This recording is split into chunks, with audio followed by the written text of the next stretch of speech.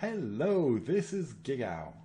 This is one of 3 videos that I did in December for a charity stream, a series of charity streams for Stand Up to Cancer. So it's a presentation on an aspect of cancer, and I thought I'd share it on YouTube for people to be able to watch it. Enjoy. So before starting, I don't remember who asked. There was a couple of questions that were asked last time. And I said that I would investigate. But I don't know if the person who asked me last time is still here or not. So among the questions, there was about the C. diff inspections and polyp formation and the relation to cancer. So C. diff, for those who don't know, it's a bacteria that causes polyps in the intestine. And from what I understand, let me see if I have Clostridium difficile. From what I understand, it's not that it causes cancer, it's that the presence of cancer in that area or its impact on reducing the immune system will increase the chances of having a C. diff infection and polyps. The other question, why is the large intestine seemingly more prone to cancer than small intestine? As far as I understand it, it is theorized that it's a question that in the small intestine, the flow of food goes quickly, things go quickly into the bloodstream, goes through the small intestine, epithelium, into the blood, and therefore nothing really sticks around. Whereas in the large intestine, where the stool is produced, it goes slower. There is some abrasion, which calls cell death. It's therefore necessary to how do you call it? Cell divisions are necessary and therefore will lead to potentially cancer. Yeah, Benito, no worries about not having money. It's just, yeah, I'm proposing if people have $1, $2, $5, whatever. But if you don't have, stick around. I'm glad to have all you around. And there was another question about kimchi, another fermented food. So that is, kimchi is apparently Korean food. Hey, Stand Up to Cancer, thank you for being around. Oh, damn it. I don't remember what the command is. Just a second. He's been banned, damn it. And therefore I can't permit him.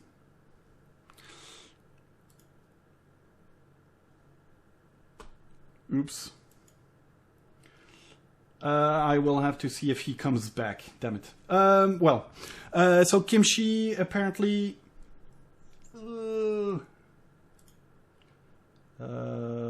this how do I do it?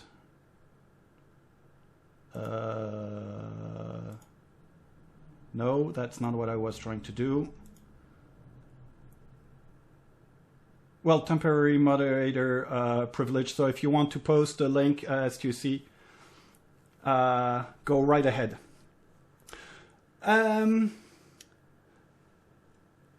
Yeah, so kimchi has a lot of, what was it? It's rich on a, let's see. It's rich in, I don't remember which type of molecule that,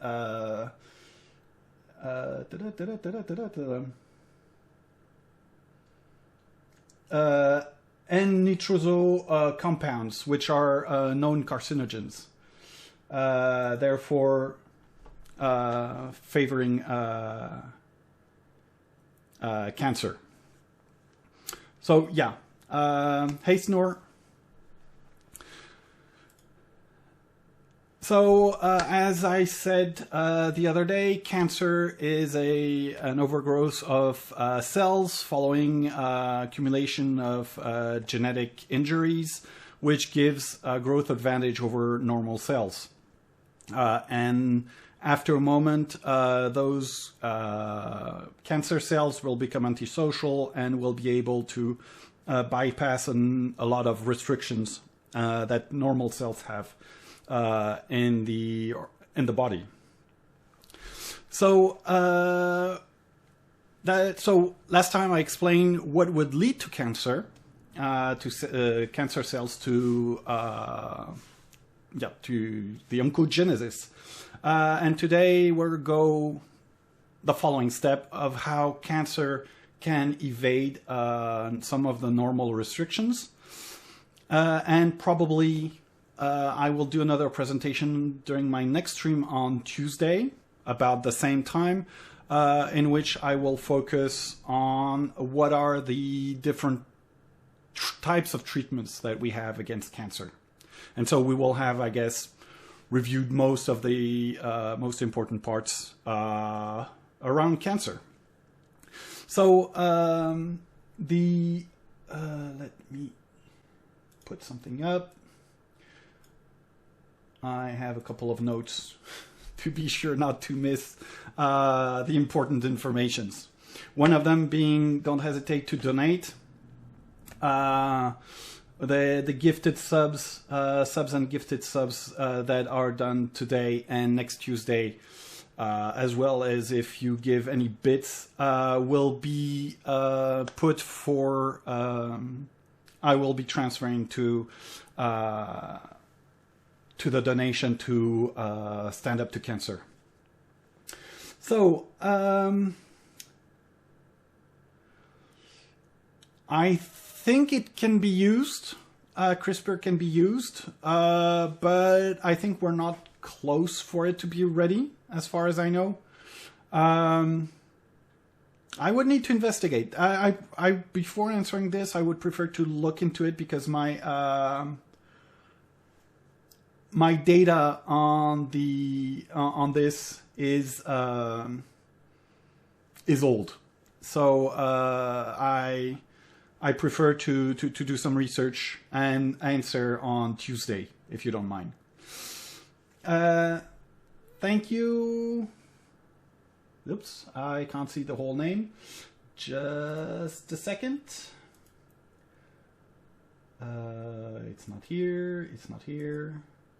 I can't see the whole name. Nope. Where do I see it?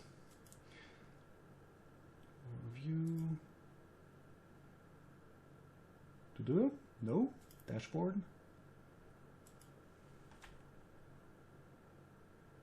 What are you doing?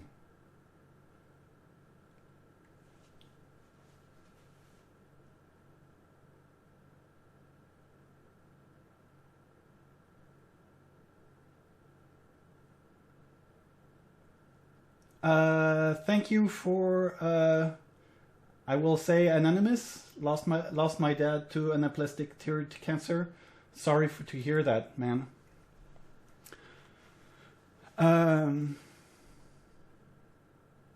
Yeah, cancer is a bitch. So the immune cancer,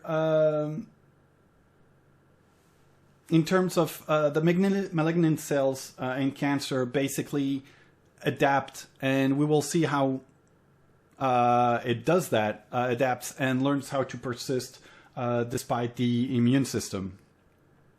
Obviously, that is despite the fact that the immune system continually surveys the body for the presence of malignant cells.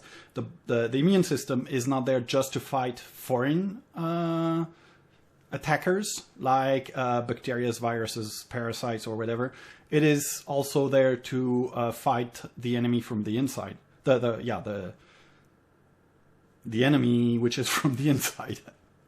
And so this is possible because cancer cells express some antigens which are either really tumor specific or associated to tumors. And Therefore, when we have cancer, when there are really tumors, it's because there is either a failure of the immune system to do its job, or it's just that the immune system has been weakened, and we will see how this can happen. What happens, what leads to these inhibition or induction of immune tolerance. So there are two kinds of, let's say that there are two kinds of immunity. There is the what is called the humoral immunity and cellular immunity. The humoral immunity is typically the antibodies, which will be used by themselves. They won't protect really from tumor growth. They will be directed against the surface antigen, so everything that will be on the surface of the cells, because basically they are too big to enter the cells. And they act in a couple of ways. Either they can block the cells from interacting with neighboring cells, or they will. So the complement is how to define that? It's a bunch of proteins that we have in the blood, which when they start aggregating by fixing on the antibodies, which are on either virus-infected cells or tumor cells, they will create pores that will lead basically to the destruction of the cells. So basically there the antibody will be, there will be proteins that will aggregate around it and to kill the cells. But also it will flag the cell for destruction. So there are other cells, there are cells, which we will talk about in a minute, which will recognize the antibody, will bind to it, and then this will lead to the cells knowing that this is the cell they have to kill, to destroy. And it's known that when we have there are patients with various types of tumors in which those antibodies can be detected. Just a small, I'm not going to go in details in that figure, but it's to show that there are different types of cells that will be involved in fighting tumor cells. So we have the cytotoxic T lymphocytes. So the lymphocytes are basically the police or the army, depending, or the National Guard, depending on how you want to describe it, which is from what we call the acquired immunity. So you have two types of immunity. You have the innate immunity, which will basically need nothing. They're there and directly they can attack stuff. They don't need to learn how to what they will attack. It's a blunt force. And then you have the acquired immunity. Those are usually, especially the lymphocytes, which will have to be, they will be selected to recognize a specific type of threat. It's typically the, one of those cells is typically the one that is targeted, for example, for vaccination. For vaccination, you will push towards producing antibodies, and those antibodies are produced by B lymphocytes. And those you will teach them not, for example, to attack this, but not another one, so that to avoid those cells to turn against the host, the body.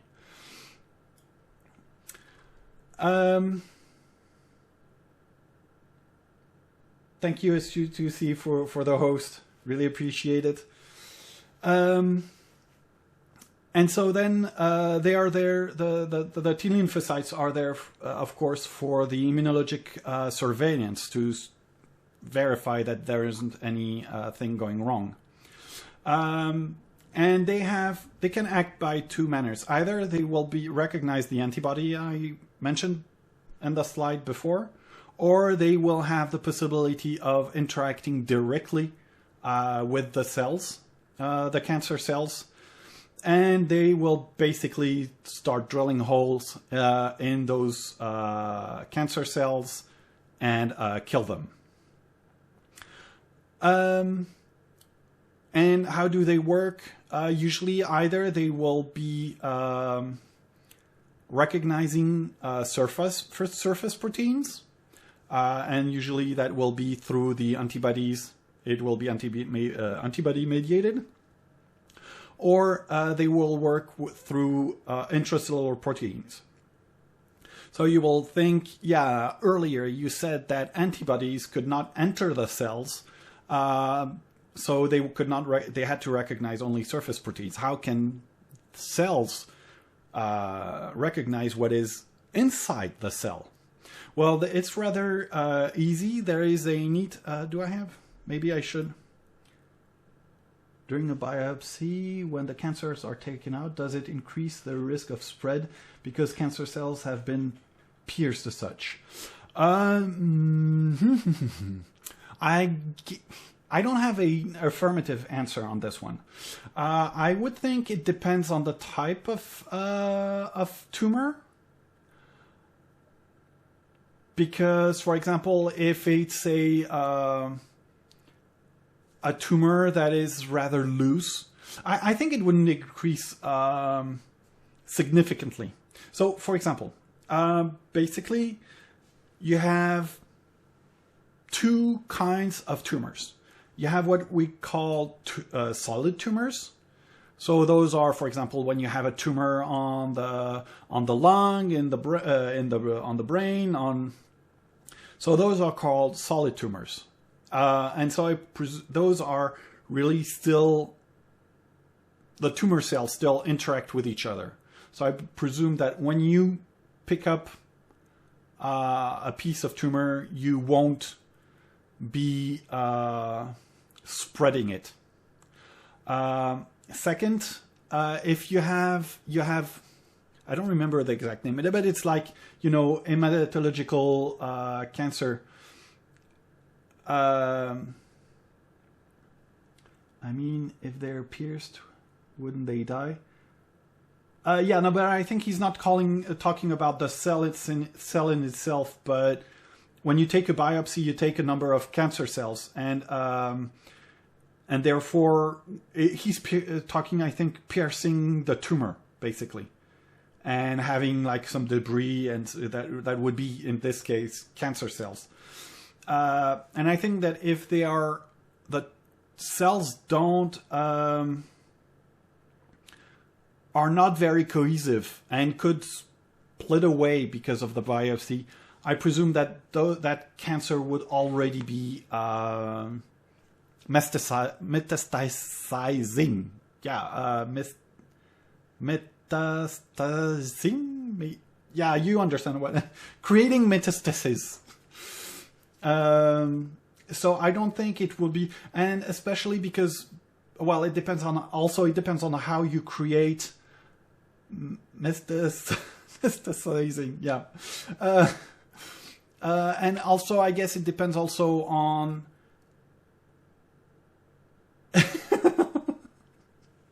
yeah, I know. On how those biopsies are taken. If they are taken, like taking a biopsy of a cancer, of a tumor in the intestine, and getting it out, maybe you could. But honestly, depending on the immune system you have, I don't think it would significantly increase the risk of metastasis. Yeah, whatever.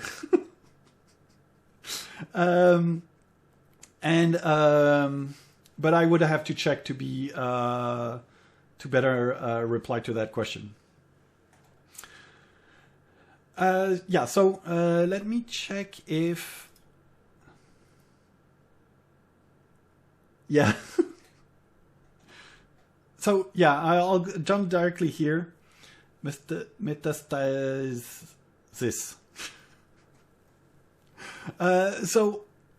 I'm going to go directly here.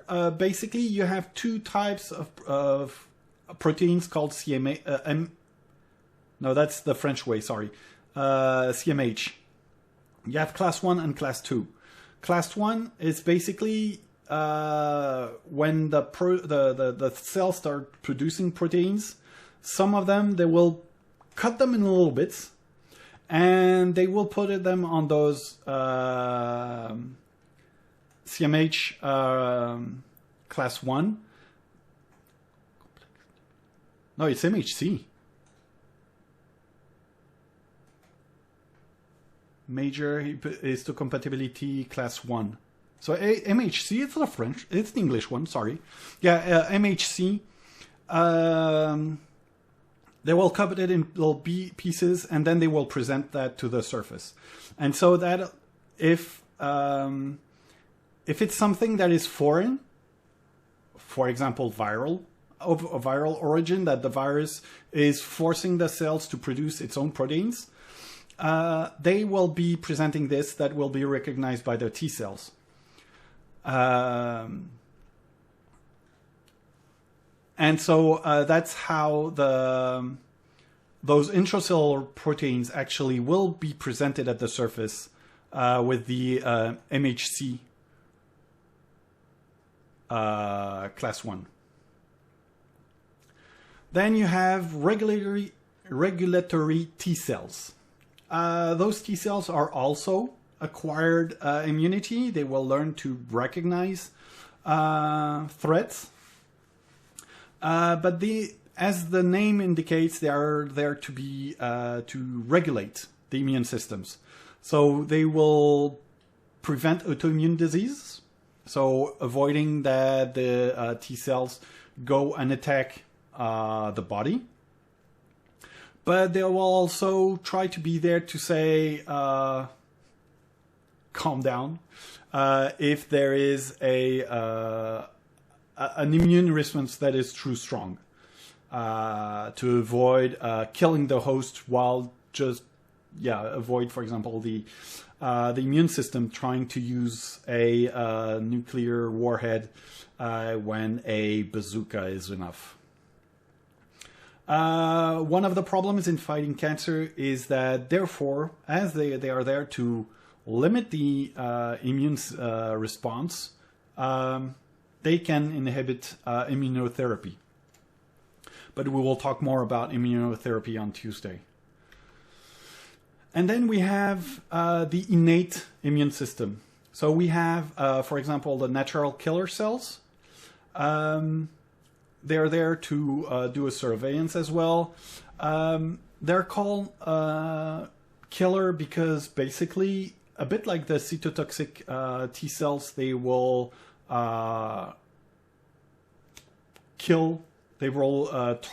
trigger the lysis of the target cells, so either viral or cancer cells.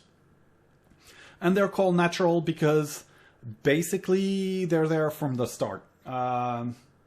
There's no selection, no nothing. So they won't recognize a specific antigen. But on the other hand, they are able to discriminate tumor cells because those tumor cells will have at their surface some general markers that indicate that the cell is not normal. And apparently they seem to be inhibited by CMH1. So that is something that is interesting because we had a cell earlier that was triggered. Its activity is rendered possible by the CMH1. Here, MHC1. Here it's the opposite. It seems that those natural killer cells are more efficient in hematological cancers, so lymphomas, leukemias. And then we have macrophages. Macrophages are basically, they will be activated by T cells. using mediators, small proteins that are called lymphokines. They will either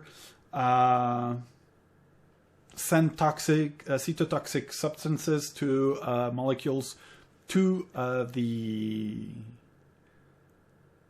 targeted cell, or they will simply be there to phagocyte them. So eat the cells, basically. Macrophages are basically one of the vacuum cleaners of the in the blood, so they will basically eat a bit of everything. And they can present cancer antigens through the MHC class 2. So I talked earlier that when the cell was producing proteins, they could cut some bits and pieces, present them with the MHC class 1. Macrophages and some and dendritic cells, for example, will take what they have phagocyted, grab inside, they will split them, and then present them on the MHC class 2. And the MHC class 2 will have will present the antigen that will be recognized by other cells, and in some cases, and here, for example, what the macrophage will do when it does that is that it will help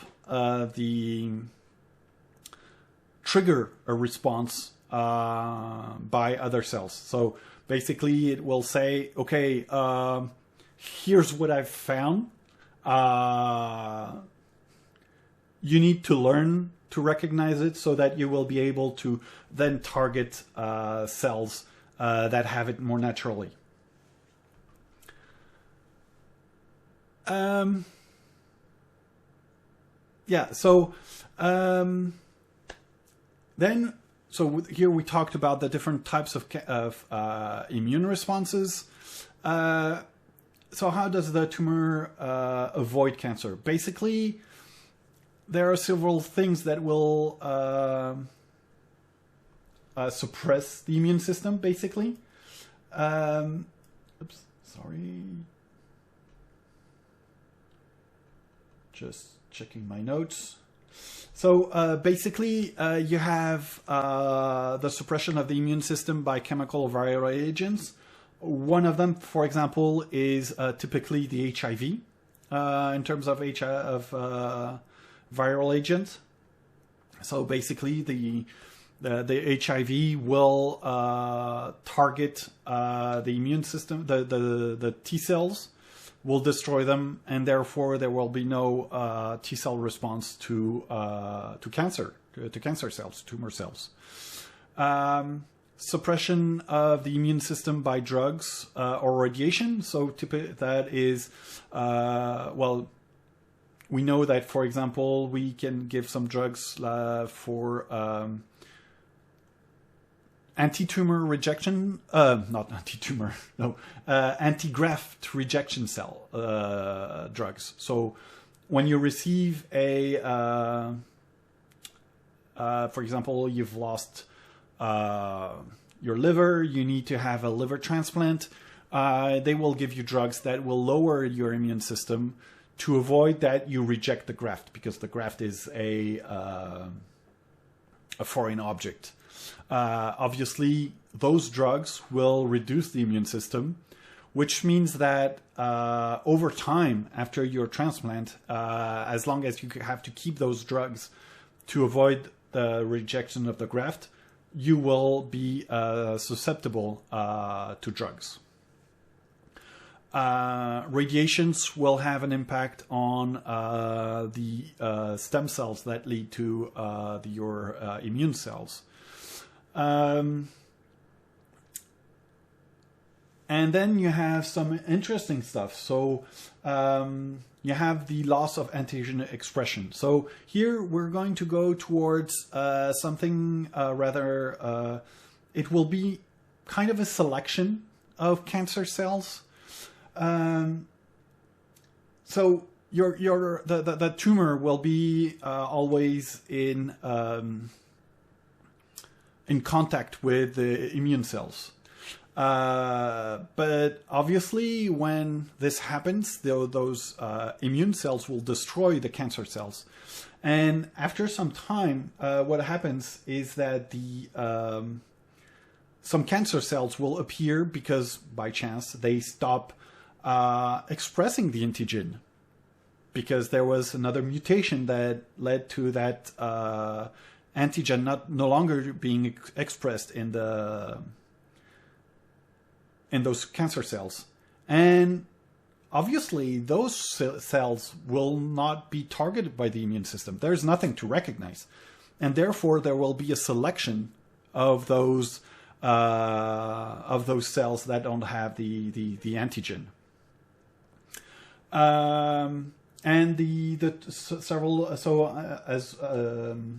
also there will be problems with decreased T function, so the T cell function, B cell function, decreased production of interleukins. So interleukins are like the lymphocytes I talked about before, which are mediators that will lead to the immune response. But then there will be a reduction of the expression of these lymphokines that will lead to a less important immune reaction. And then there is the suppression of the immune response by the tumor itself. And that is one... So there are lots of theories, there are lots of things that are currently being studied. And there is one I will mention because they were studying in the institute I was working at 3 years ago. And which is an interesting one. So they're studying melanoma, so those cancer of the skin that you can have, especially, for example, because you go too much in the sun.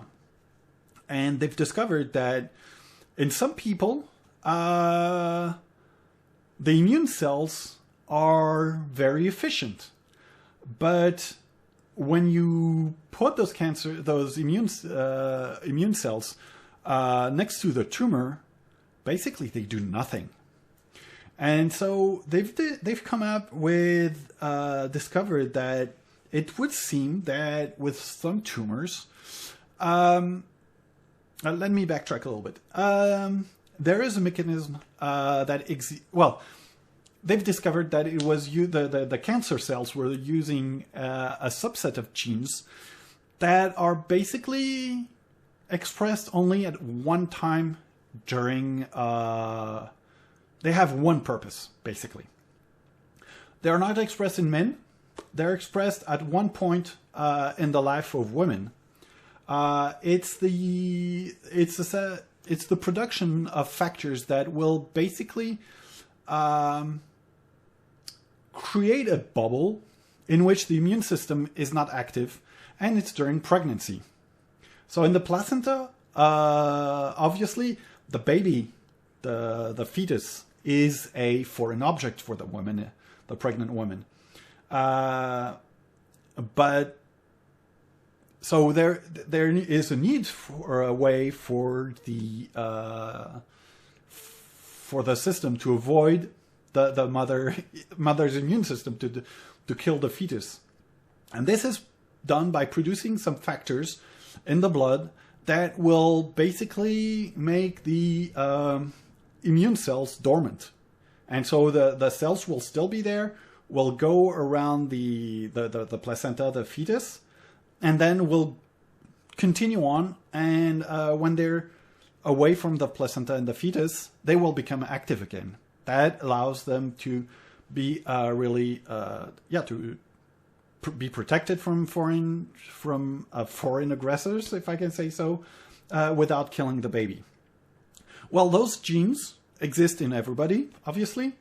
They're not I don't remember if they're in the X chromosome or not, but anyways, men have an X chromosome, so we have them all. And so the cancer cells will activate the genes. In some cancers, will activate those genes, apparently. which will make that the immune cells are there, but when they get near to the tumor, they will be shut down, and when they have gone past the tumor, they will become active again. So yeah, it's an interesting defense mechanism, I would say, from the tumor, from the cancer cells. So in cancer, well, I would say in tumor growth, there are three phases. There's the elimination phase. So it's during that phase, there's the immunosurveillance. The cells are very active, and nascent tumor cells are recognized and are eliminated by the body.